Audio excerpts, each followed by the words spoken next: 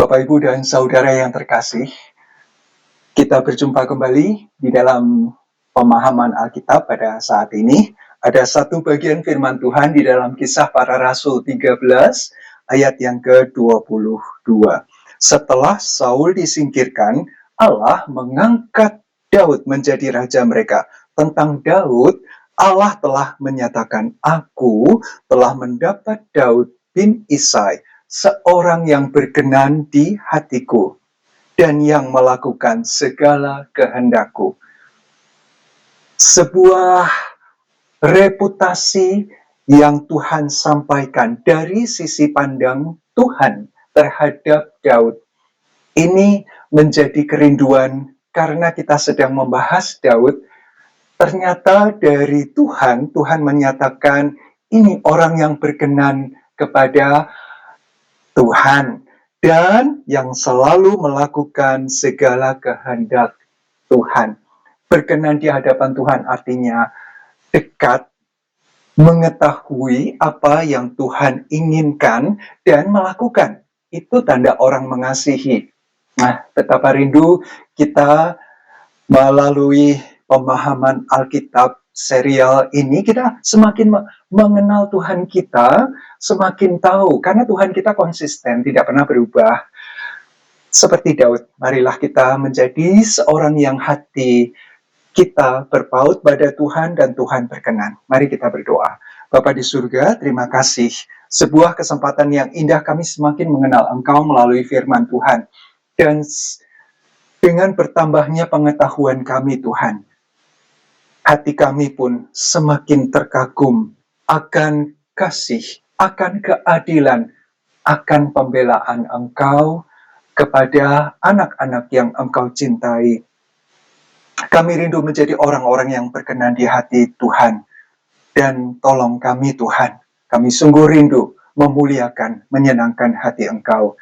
Ini doa kami, mohon pimpinan Tuhan di sepanjang pemahaman Alkitab ini, kiranya Tuhan memberikan kesadaran dan pemahaman. Di dalam nama Tuhan Yesus kami berdoa. Amin.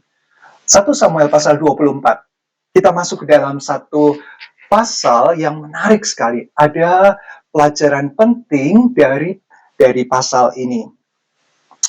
Ada gunung batu keluputan itu yang kita lihat dari pasal 23 yang terakhir. Kemudian beralih ke satu daerah yang permai sekali. Ini ada gambar di belakang yang menunjukkan En-Gedi.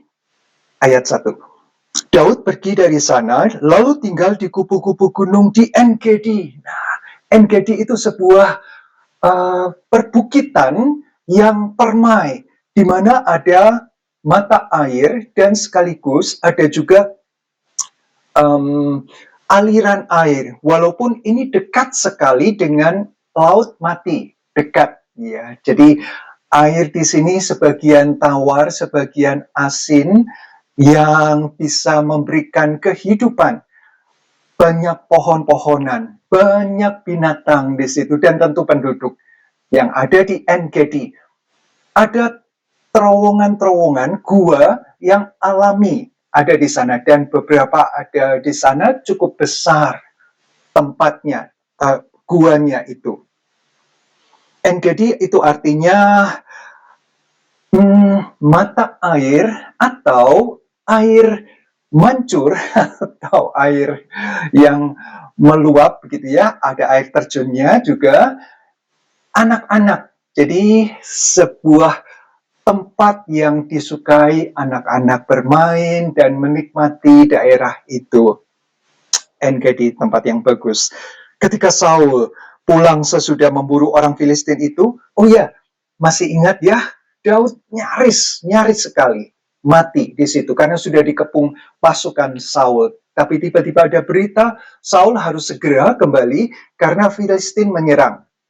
Sudah di ujung tanduk, tapi Tuhan lepaskan karena Tuhan lebih berkuasa mengatur Saul, mengatur Filistin, mengatur alam semesta, dan Daud, seorang yang berkenan di hadapan Tuhan, dekat dengan hati Tuhan, diluputkan. Setelah selesai dari urusan dengan Filistin, diberitahukanlah kepadanya demikian, ketahuilah, Daud ada di padang gurun En-Gedi.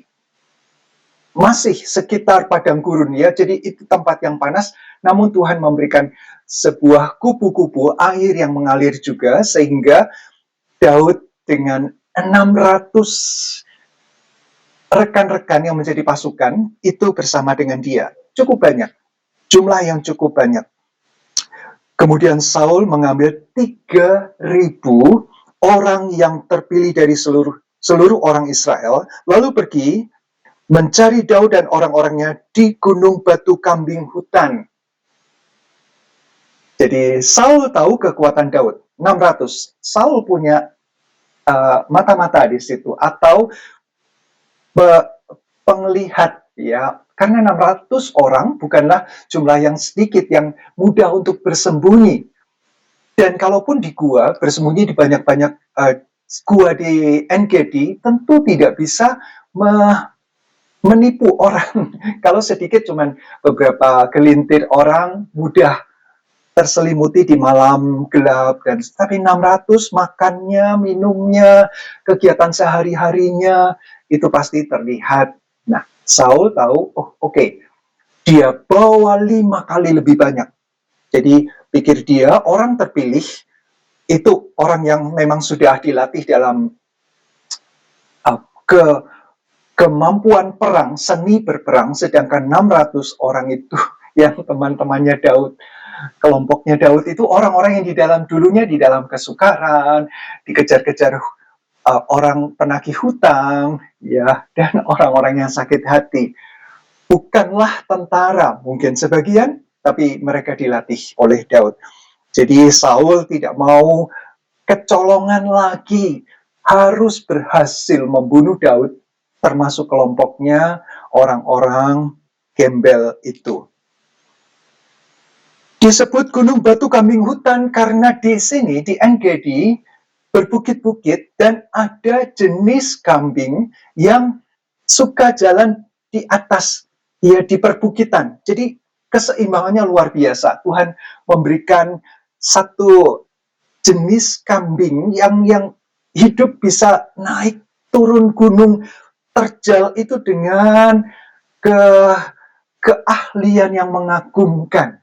Ya, dengan 4 kaki, tapi dia bisa berpijak pada satu hanya tempat yang kecil saja. Dia bisa lompat sana, lompat sini, naik maupun turun, tanpa ia jatuh. Walaupun ya tentu ada korban, tiba-tiba apa yang diinjaknya, batunya runtuh. Nah, itu memang naas bagi kambing-kambing yang tidak tidak bernasib baik gitu. Tetapi ini ada banyak di sana, di domba-domba juga ya, di berikutnya Saul sampai ke kandang-kandang domba di tepi jalan. Jadi ada kandang yang dipelihara maupun yang liar, naik turun bukit-bukit batu. Di sana ada gua dan Saul masuk ke dalamnya untuk membuang hajat. Tetapi Daud dan orang-orangnya duduk di bagian belakang gua itu. Saul baru sampai di En-Gedi, ada desakan alam yang membuat dia harus secara pribadi tidak bisa ya masuk ke toilet bersama-sama gitu. Tentu dia akan terganggu sekali kalau ada orang banyak yang walaupun melindungi dia, tapi ini urusan sangat pribadi. Tidak mau dia diganggu, itu sesuatu yang akan melegakan sekali jika dilakukan personal tanpa ada gangguan. Tidak ada pintu di sana, gua hanya guanya saja dari luar dijaga. Tidak sadar bahwa gua itu panjang dan luas ke dalam, dan 600 orang ada di dalamnya.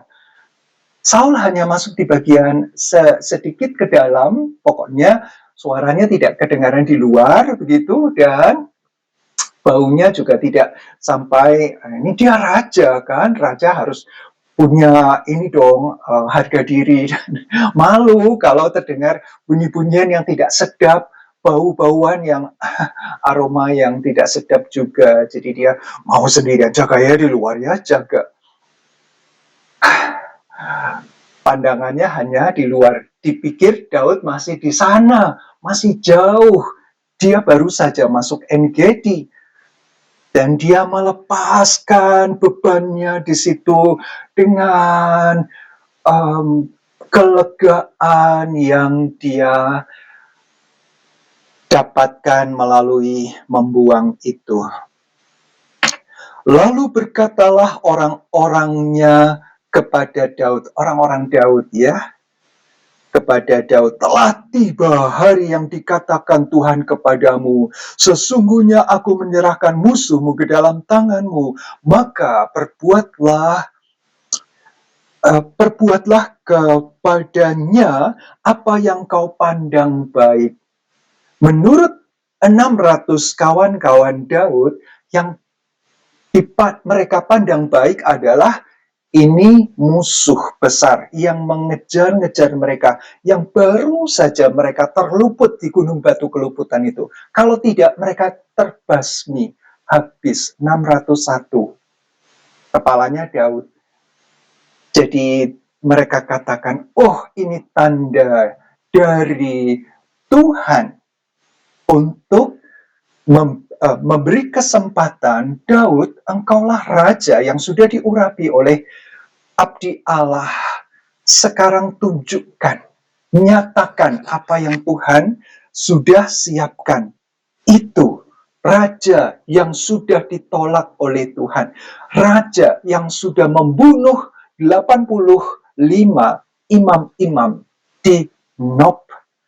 Dan 300 penduduk sipil di kota Nob itu, termasuk sahabat-sahabat Daud, termasuk keluarga mungkin dari 600 ini. Ada yang, ya tentunya Abiatar itu anak dari imam yang dibunuh di Nob bersama-sama dengan Daud. Jadi kesempatan Tuhan sudah berjanji menyerahkan musuh ke dalam tanganmu. Hai Daud, lakukan apa yang baik. Desakan orang banyak di sekitar Daud. Bagaimana Daud bersikap? Dia sendiri sakit hati, luar biasa. Dia sendiri dianggap punya hutang yang besar, ya.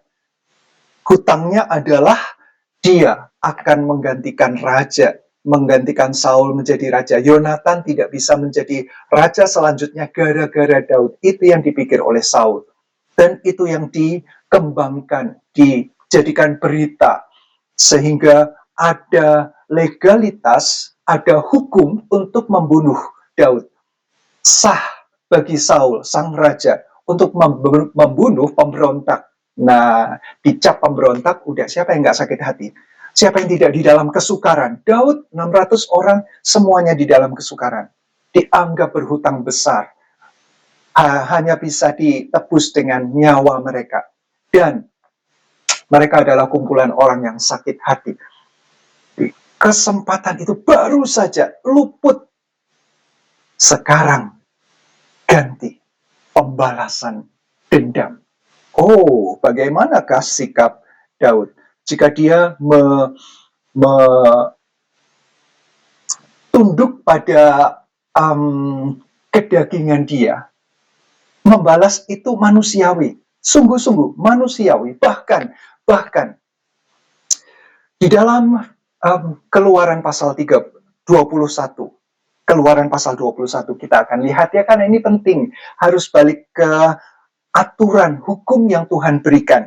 Dikatakan tetapi jika perempuan itu, ini berkaitan dengan yang ayat sebelumnya, mendapat kecelakaan yang membawa maut, maka engkau harus memberikan, ini dia, nyawa ganti nyawa, mata ganti mata, gigi ganti gigi, tangan ganti tangan, kaki ganti kaki, lecur ganti lecur. Lecur itu adalah luka bakar.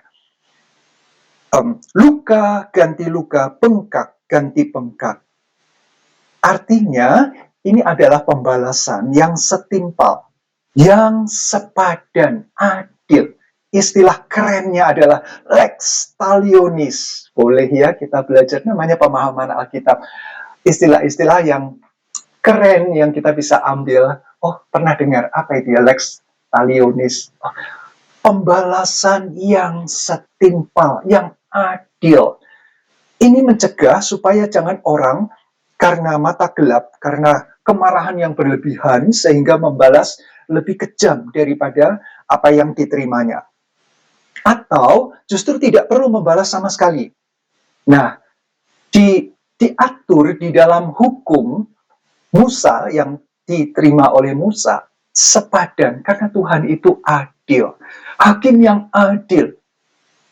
Tetapi ya ini sebuah saya yakin Daud sebagai manusia mendengar, melihat, merasakan apa yang dia alami sepanjang hidupnya di dalam pelarian. Dulu waktu dia menjadi gembala aman, walaupun dia harus menghadapi singa beruang yang makan, yang mengintai domba-dombanya, tetapi dia tetap bersemangat, dia bawa kecapi, dia main musik, dia memuji Tuhan.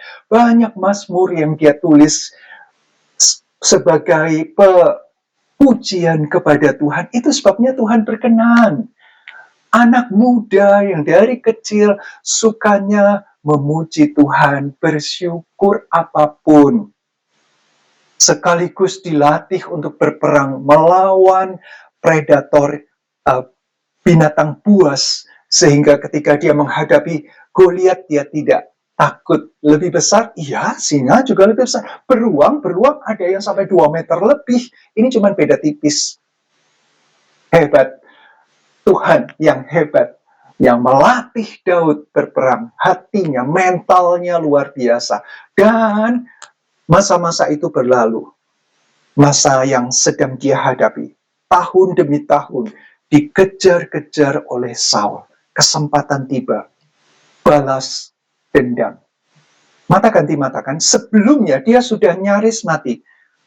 Dia tidak terluka, belum ada mata yang menjadi buta, tidak ada tangan yang terpotong, yang harus dibalas dengan memotong tangan, kaki luka lebam maupun luka bakar, bengkak dihajar maupun nah, dia belum ada kesempatan untuk itu. Tapi nyawanya sungguh-sungguh sudah nyaris direnggut dari hidupnya. Bahkan bersama dengan kelompoknya yang 600 orang itu. Tetapi ini dia yang dia lakukan. Maka Daud bangun, ya, setelah pertentangan batin yang tentu antara manusia mau melakukan kehendak manusia atau kehendak Tuhan, ya. Nah, kita lihat kehendak Tuhan seperti apa. Bangun, lalu memotong punca jubah Saul dengan diam-diam. Karena Saul sedang melepaskan bebannya, dia buka dong jubah kerajaannya, yang tetap dia pakai sebagai predikat dia raja, itu dia belum tidak lepaskan. Karena itulah alasan dia memburu Daud, si pemberontak. Jadi itu dilepaskan dulu, baru Saul mencari tempat cekungan mungkin yang lebih terlindung, sehingga dia bebas melakukan apa aja sendirian, melepaskan ke beban hidupnya di situ. Jubah itulah yang didekati oleh Daud. Kemudian dipotong ujungnya saja, tidak dirobek-robek, tidak di tengahnya, kemudian ditusuk dan dilubangi, tidak, hanya dengan rapi dia potong ujung jubahnya.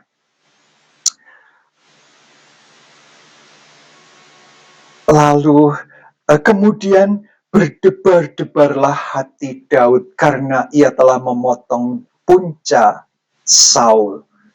Hanya jubah ujung itu sudah membuat Daud berdebar-debar, bergetar tangannya, gemetar. Karena dia sedang melakukan sesuatu yang itu, tadi pertentangan batin itu. Sebenarnya pantasnya bukan cuman ujung jubah yang dipotong. Apa yang pantas? Teman-temannya bilang, ini kesempatan. Jadi, lebih cocok kalau Saul itu Mungkin tidak dibunuh, mungkin. Kalau dibunuh begitu saja, maka yang 3.000 di luar, pasukan elitnya itu akan membantai 601. Tapi mungkin dipegang, diikat, dijadikan sandera. Sambil melepaskan diri, 600 ayo mendekat, ini luka ya. Saul adalah tipe orang yang dari jejak rekam jejak langkahnya, nampak dia bukan orang yang pemberani. Bukan, walaupun pernah sempat dia melepaskan orang Gibeon itu ya, tetapi ketika menghadapi yang besar, yang sungguh menakutkan, Filistin, Goliat, dia ciut kecil hatinya, karena Tuhan sudah menolak dia. Roh Tuhan sudah meninggalkan dia. Dia berani karena roh Tuhan. Nah, ketika dia sudah ditolak, roh jahat yang masuk. Hatinya kecil, dia takut sama Daud, dia takut sama semua. Maka bodyguardnya, pengawal pribadi, pengawal, pasukan pengawal presiden, pasukan pengawal raja, itu selalu ada di dekatnya. Orang-orang dari suku dia, yang dia sangat percaya, hidupnya tergantung dari bodyguard itu. Tetapi di dalam gua, dia ingin lepas. Itu saatnya benar-benar dia sendirian. Dan sangat rentan. Ada apa-apa, habislah dia. Di gua itu ternyata ada ular, ya sudah habis, digigit ular berbisa misalnya, ada beruang di sana, atau ada kambing hutan menyeruduk dia, bisa saja. Tetapi Daud lebih dari punya pasukan yang sudah siap. Dia berdebar-debar antara mau melakukan, tapi juga dia tidak berani karena alasan ini. Sudah selesai, dengan hati yang tetap berdebar-debar dia berbicara kepada orang-orang teman-temannya. Dijauhkan Tuhanlah kiranya daripadaku untuk melakukan hal yang demikian kepada Tuanku Raja. Kepada orang yang diurapi Tuhan, yakni menjamah dia, sebab dialah orang yang diurapi Tuhan. Itu yang membuat pertentangan batin dia, sehingga hatinya berdebar-debar. Ya, kita tahu ketika kita melakukan kesalahan pertama kali ya, mau misalnya mengambil benda yang bukan milik kita, itu kita, wow, pertentangan batinnya, ini saya butuh, tapi itu bukan punya saya. Ada orang lihat, ada orang tahu nanti, ada CCTV yang merekam, saya nanti, wah, dihukum, masuk penjara, dan seterusnya. Hatinya berdebar-debar, tangannya gemetar, kemudian kalaupun mengambil, itu langsung sembunyi, langsung ketakutan. Ada apa sedikit, itu orang mau lihat saya, itu orang mau menangkap saya, berita saya tersebar viral, cek semua di media sosial, dan seterusnya. Tetapi Daud akhirnya, dia lebih memilih, memutuskan untuk memilih Tuhan, engkau sudah mengurapi Saul. Dan urapan itu tidak pernah, ya sudah diurapi. Tidak akan bisa kembali lagi minyak itu ke dalam tempatnya, puli-puli minyak. Dan tidak ada lagi abdi Allah yang mengurapi sudah tidak ada lagi, ya sudah meninggal dalam pasal setelah ini. Jadi dia tidak mau menyalahi orang yang diurapi Tuhan. Raja, dia juga diurapi, sama-sama diurapi. Ya, tetapi dia tetap menghargai, dia tetap respect, dan dia berikan pengampunan. Maka dia mencegah, dikatakan Daud mencegah orang-orangnya dengan perkataan itu. Ia tidak mengizinkan mereka bangkit menyerang Saul. Daud sadar apa ya yang menjadi kehendak Tuhan. Kita tahu Daud adalah orang yang dekat di hati Tuhan, yang berkenan di hadapan Tuhan. Daud tahu apa yang Tuhan inginkan. Itulah yang dia mazmurkan dalam mazmur-mazmurnya. Benar, Tuhan akan menghukum musuh-musuhnya. Benar sekali. Tapi biarlah Tuhan yang menghukum. Daud mengenal hati Tuhan. Dan Daud melakukan apa yang Tuhan Yesus katakan di dalam Matius pasal yang kelima, ya, di dalam rangkaian khotbah di bukit yang kita Matius 5, 6, dan 7, di ayat yang ke-38 dikatakan, kamu telah mendengar firman, mata ganti mata dan gigi ganti gigi. Tadi kita sudah baca di Keluaran 21, ya, lex talionis.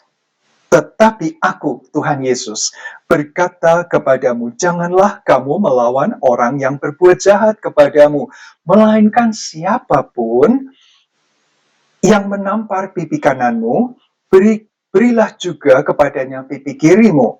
Dan kepada orang yang hendak mengadukan engkau karena mengingini bajumu, serahkan juga jubahmu. Dan siapapun yang memaksa engkau berjalan sejauh 1 mil, berjalanlah bersama dia sejauh 2 mil. Berikanlah kepada orang yang meminta kepadamu, dan janganlah menolak orang yang mau meminjam daripadamu. Lalu disimpulkan dalam sebuah perintah yang istimewa.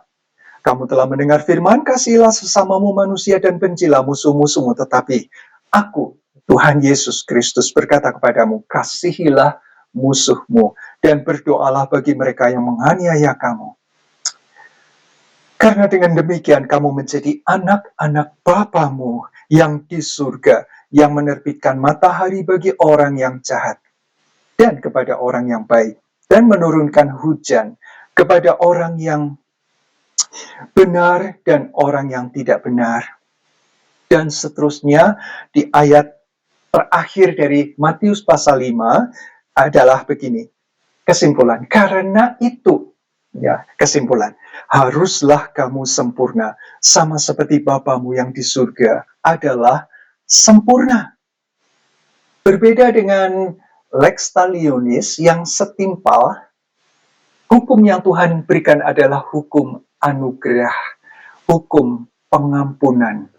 Karena sekali lagi membalas dendam yang setimpal itu manusiawi, tetapi memberikan pengampunan itu ilahi.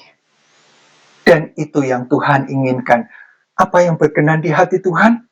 Yang ilahi tentunya, bukan yang manusiawi. Dan tidak ada dengan upaya sendiri, dengan usaha mengampuni orang. Itu adalah kasih yang agape, kasih yang tanpa syarat, kasih yang memberi tanpa harus diberi lebih dahulu, memberkati orang walaupun dia tidak pernah memberkati, tidak pernah berbuat baik, tetapi dengan sikap tulus, karena sudah menerima kasih yang ilahi itu, hatinya dipenuhi dengan kasih ilahi, sehingga itu meluap keluar kepada sesama yang tidak pantas untuk mendapatkan kasih. Tetapi justru itu mencerminkan kasih Allah yang sesungguhnya. A man after God's heart.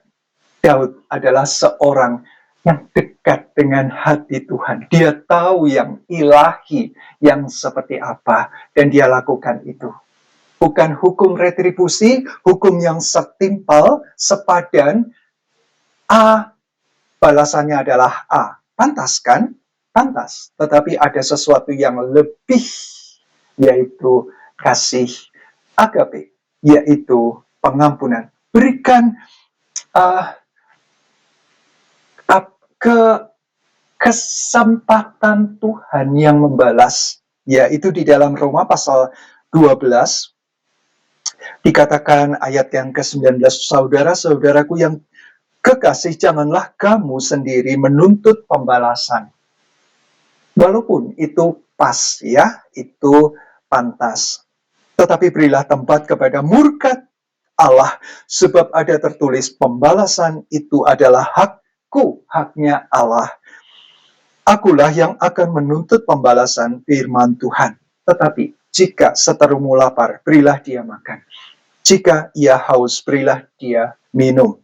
Dengan berbuat demikian, kamu menumpukan bara api ke atas kepalanya. Janganlah kamu kalah terhadap kejahatan, tetapi kalahkanlah kejahatan dengan kebaikan.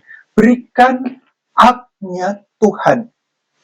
Jadi setelah kita ditebus, setelah kita mendapatkan kasih agape yang dari Tuhan, kasih ilahi itu, maka marilah kita melaksanakan kasih agape.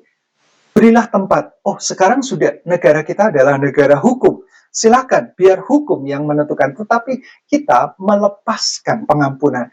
Itu membebaskan kita. Itu membebaskan dia. Dan itu yang membuat dia lihat, kok beda, orang Kristen beda.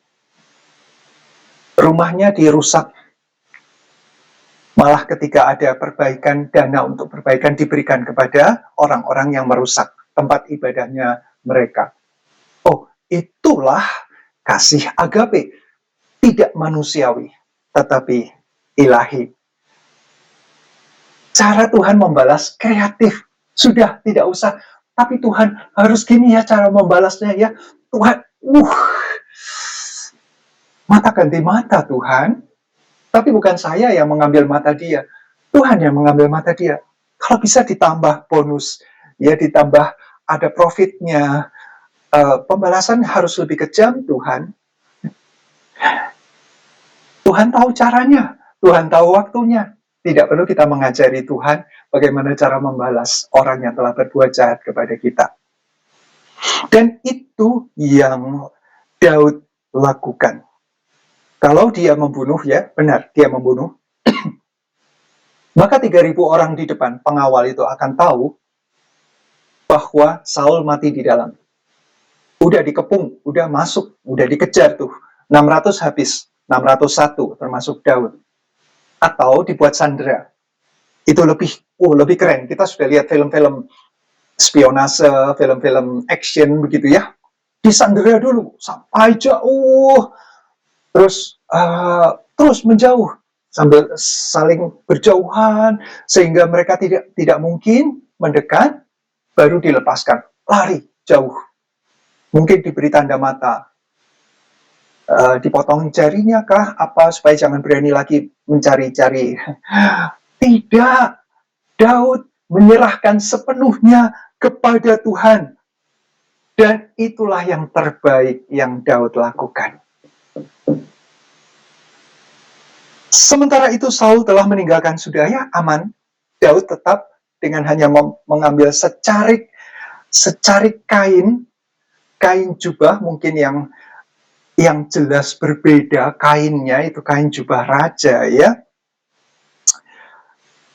Saul bangun meninggalkan gua itu, hendak melanjutkan perjalanannya, kemudian bangunlah Daud, ia keluar dari dalam gua dan berseru kepada Saul dari belakang, katanya, Tuanku Raja. Sudah agak jauh ya, tapi suaranya tetap terdengar. Baru dia menyapa, benar-benar memberi salam. Tuanku Raja. Tetap dia menghargai Saul sebagai raja yang diurapi. Itulah sebabnya dia tidak membunuh. Memotong ujung jubah aja sudah berdebar-debar. Dan setelah dia memberikan sapaan, Saul menoleh. Lalu Daud berlutut dengan mukanya ke tanah dan sujud menyembah. Sebuah tanda yang lazim, yang wajar bagi orang-orang yang menghadap raja.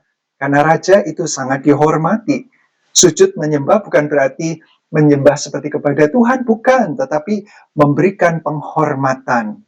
Raja, ini rajanya Israel. saya warga. Jadi kalau datang, tentu melakukan sebuah ritual penghormatan, dan Daud melakukan itu. Lalu berkatalah Daud kepada Saul, "Mengapa engkau mendengarkan perkataan orang-orang yang mengatakan sesungguhnya Daud mengikhtiarkan, meniatkan celakamu? Ketahuilah, pada hari ini matamu sendiri melihat bahwa Tuhan sekarang menyerahkan engkau ke dalam tanganku dalam gua itu. Ada orang yang telah menyuruh aku membunuh engkau, tetapi aku merasa sayang." Lihat kasih Daud kepada raja, kepada papa mertuanya, papa dari istrinya, yang memberi dia jabatan jenderal 1000 pasukan, maaf, 1000 tentara. Dia tetap hormat, sayang kepadamu, papa dari sahabat karibnya, Yonatan.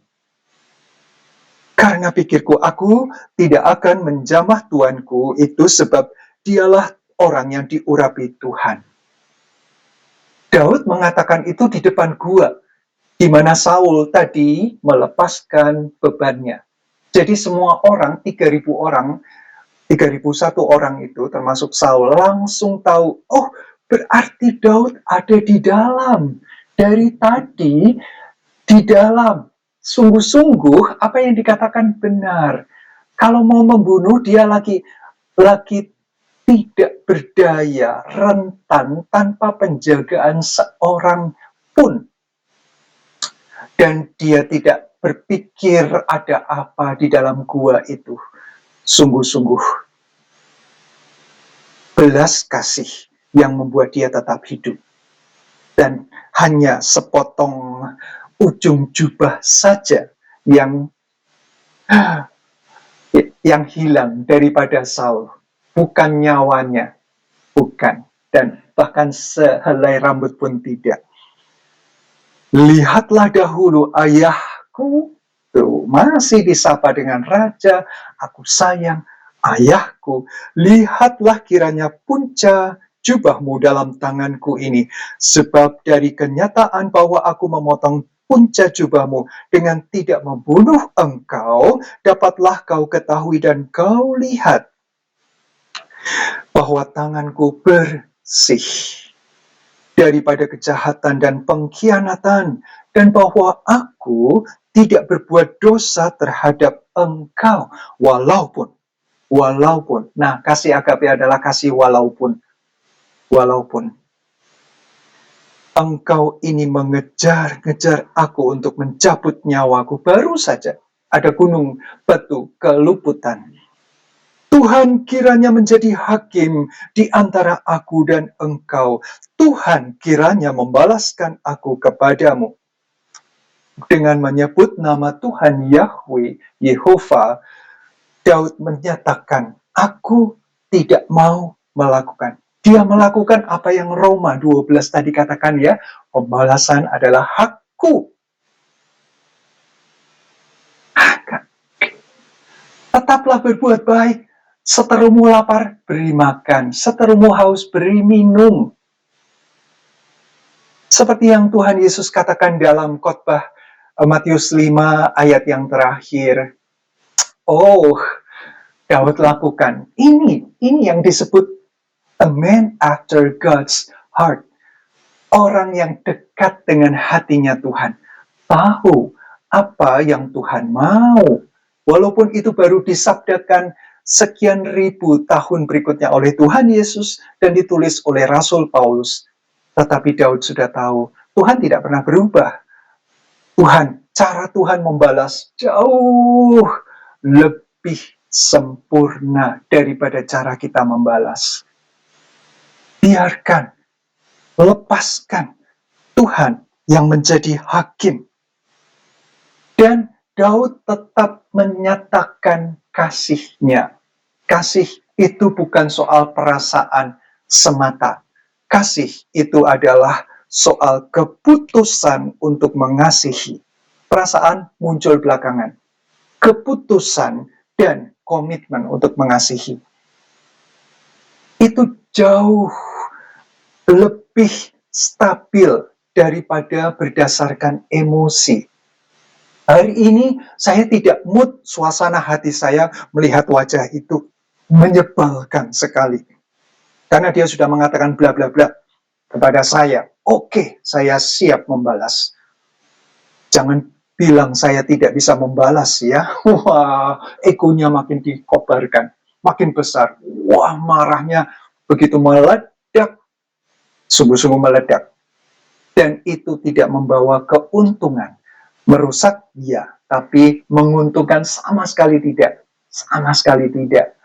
Daud tahu itu, biarlah Tuhan menjadi hakim. Dan dengan mengatakan, biarlah Tuhan menjadi hakim, aku tetap sayang dengan keputusan mengasihi Saul sampai akhir hidupnya dengan banyak alasan, dan dia tetap pegang keputusan itu dalam komitmen, maka dia lakukan. Perasaan nomor 2. Suka tidak suka dia lakukan apa yang dia putuskan. Bukankah begitu penting keputusan ini?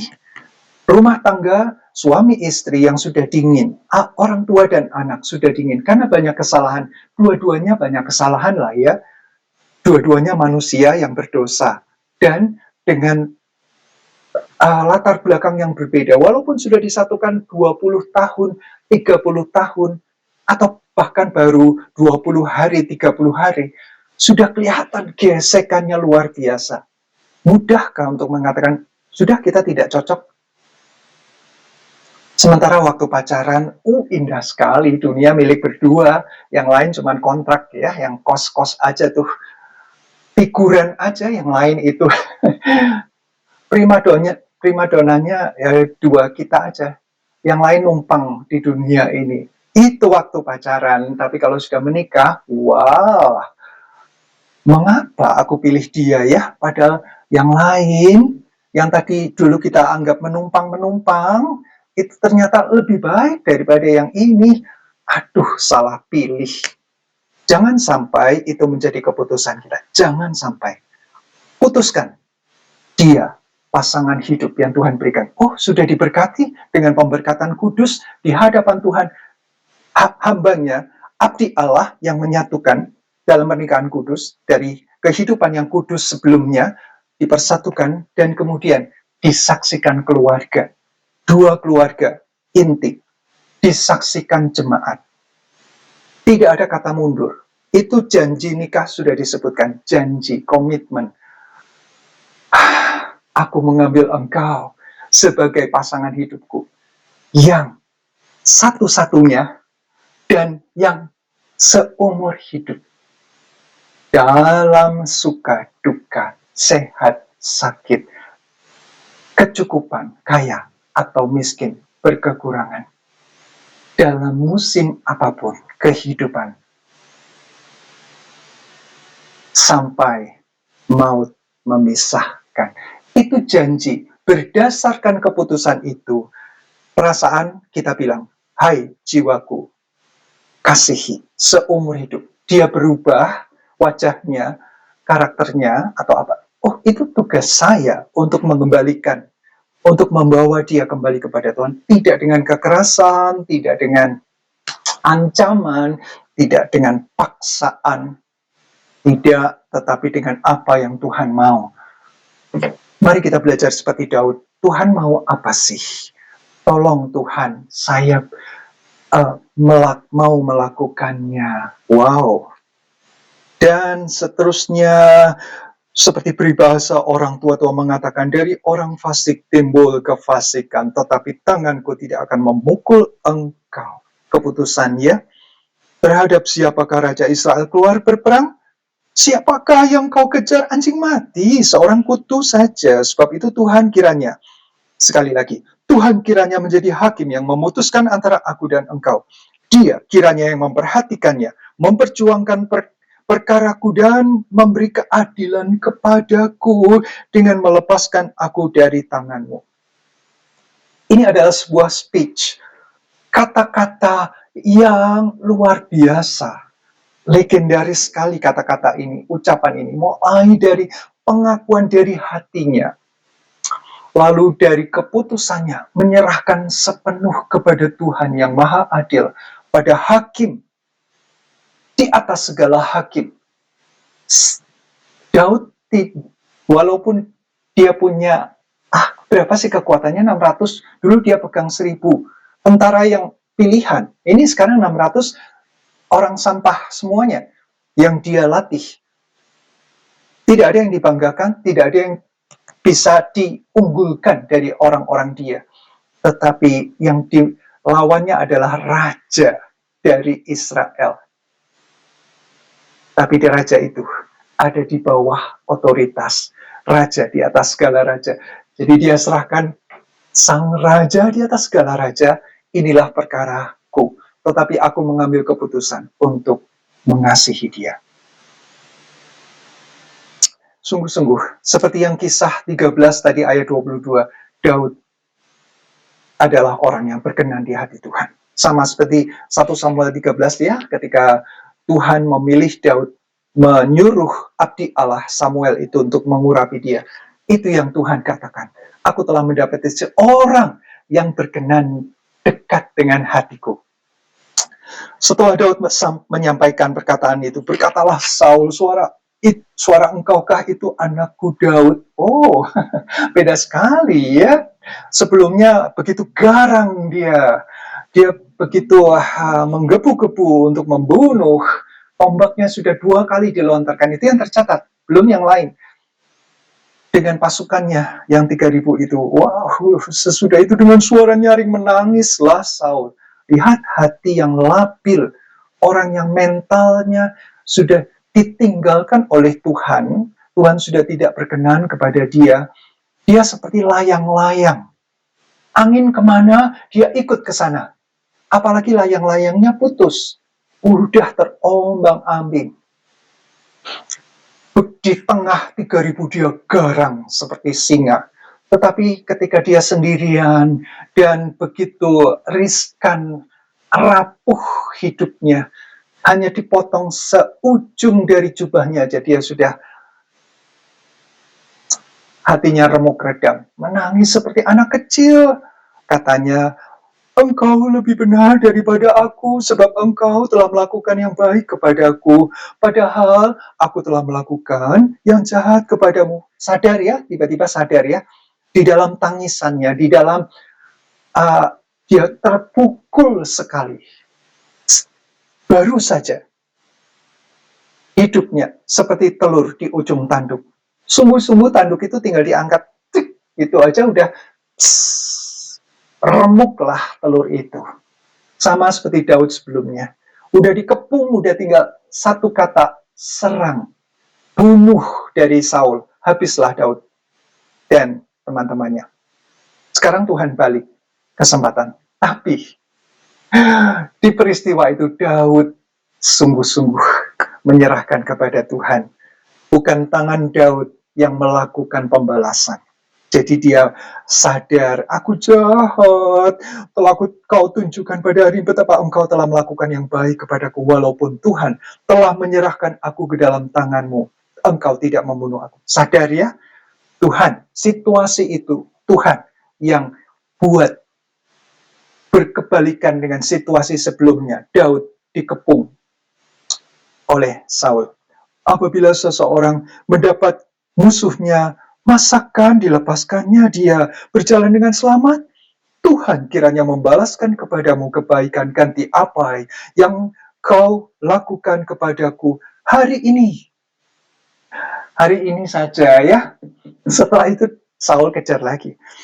Oleh karena itu sesungguhnya aku tahu pengakuan seperti yang Yonatan dalam pasal sebelumnya sudah sampaikan.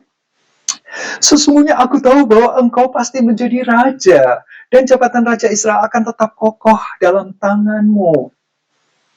Ini baru muncul pengakuan ini. Sebelumnya pernah, ya dia, tetapi ya di dalam kelabilan dia, orang yang terombang-ambing, yang pagi kedelai, sore jadi tempe. Apa yang dikatakan berbeda pagi dan sore ya. Oleh sebab itu, bersumpahlah kepadaku. Yang disuruh sumpah Daud ya. Bersumpahlah kepadaku demi Tuhan bahwa engkau tidak akan melenyapkan keturunanku dan tidak akan menghapuskan namaku dari kaum keluargaku. Dia yang salah, dia sadar dia sudah salah, tapi dia mengakui Daud akan jadi raja, lalu dia minta kepada Daud, tambah lagi ya, keputusan ya, komitmen ya, Daud, jangan hapuskan namaku dan keturunanku. Jangan habiskan kaumku dari Benyamin, suku Benyamin. Lalu bersumpahlah Daud kepada Saul. Tetap Daud komitmen dengan keputusannya. Soal nanti itu Tuhan yang mengatur. Daud orang yang lepas hidupnya, tidak mau terikat dengan kebencian, tidak mau terikat dengan beban rantai dendam, kebencian, dendam. Lepas dia. Tuhan, rantai ini bukan milikku. Aku sudah memutuskan, melepaskan bahwa aku mengasihi dia, aku mengampuni dia, aku komitmen tidak akan membunuh dia dan keturunannya atau bahkan kaumnya. Seperti Saul sudah membunuh imam-imam di Nob, sekeluarga besar, sekerabat, sampai 385 orang. Menurut Yosefus, 300. Selain 85 imam. Itu urusan Tuhan, karena imam adalah abdi Allah. Tetapi urusanku adalah Daud memastikan aku tidak akan membalas dendam. Kemudian pulanglah Saul ke rumahnya, sedang Daud dan orang-orangnya pergi ke kubu gunung di En-Gedi. Yang bagus ini, ya, betapa kita banyak belajar ya, dari Amsal pasal 10 ayat yang ke-7, Amsal 16 ayat yang ke-7. Jika Tuhan berkenan pada jalan seseorang, maka musuh orang itu pun didamaikannya dengan dia. Sebuah janji yang istimewa. Sebenarnya terjemahannya sedikit beda. Ya, ini sudah kalimatnya diatur di dalam bahasa Indonesia lebih cocok dengan literalnya dari bahasa asli. Itu sebenarnya begini. Ketika seseorang dibalik ya, ketika seseorang jalan seseorang itu menyenangkan Tuhan, berkenan di hadapan Tuhan. Lihat bedanya dengan yang bahasa Indonesia LAI terjemahan baru, jika Tuhan berkenan pada jalan seseorang. Aslinya adalah jika jalan seseorang memperkenan hati Tuhan, Tuhan membuat bahkan musuhnya berdamai dengan dia. Karena dia jalan hidupnya berkenan di hadapan Tuhan. Mari kita belajar berkenan di hadapan Tuhan. Itu sudah semua-muanya yang Tuhan mau.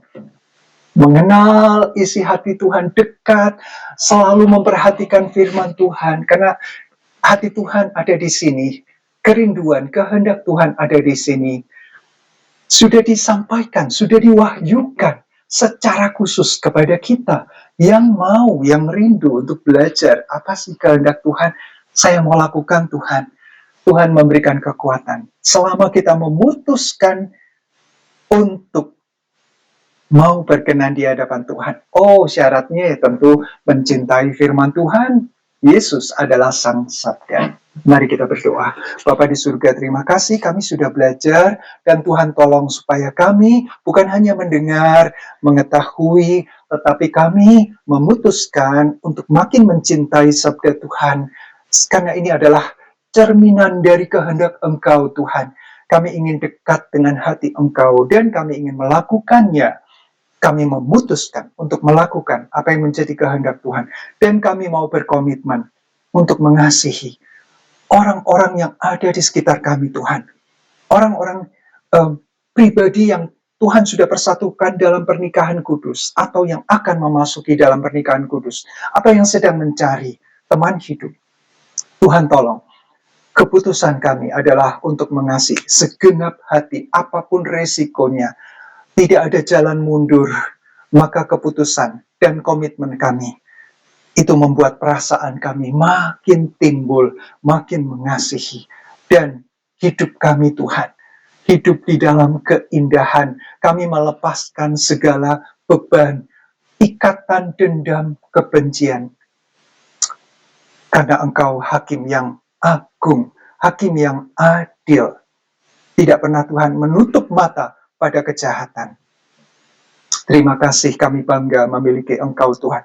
Dan terus kami mohon, penuhilah hati kami dengan firman Engkau Tuhan. Dengan kasih agape itu. Sehingga meluap keluar. Ini kerinduan kami, mohon berkat Tuhan. Untuk setiap anak-anak Engkau yang setia, terus rindu memahami firman Engkau. Di dalam nama Tuhan Yesus kami memohon dan berdoa. Amin. Bapak, Ibu, dan Saudara, Tuhan Yesus memberkati. Sampai jumpa dalam serial selanjutnya.